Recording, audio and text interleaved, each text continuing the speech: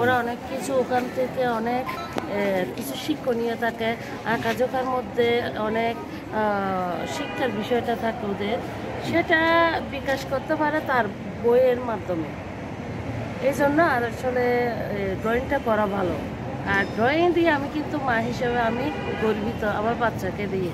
সে একটা ড্রয়িং এঁকে একটা অকেশনে ওটা প্রেজেন্ট করলো, ওটা দেখে আমার কিন্তু আনন্দ বোধ করে আমি মা হিসেবে। এভাবে আমরা সবাই যদি ওভাবে একতা হয়ে যদি আর্টটাকে নিয়ে আরেকটু এগিয়ে যায়, বাচ্চারা আরও ডেভেলপ হবে আমি মনে করি। শিল্পবাড়ি আর্টটা কেমন শেখায় আপনাদেরকে? অনেক ভালো শেখায়, নয়ন স্যারের কথা তো বলা নাই। অনেক অনেক ও একদম আন্তরিক, ও ভাই বোনের মতো করে আন্তরিকের সাথে ওটা করে। Thank you. প্রত্যেক টিচারে ভালো করে, প্রত্যেক টিচারের কিন্তু আগ্রহ ওদের বাচ্চাদের একটু ভালোভাবে তৈরি করার জন্য। Thank you.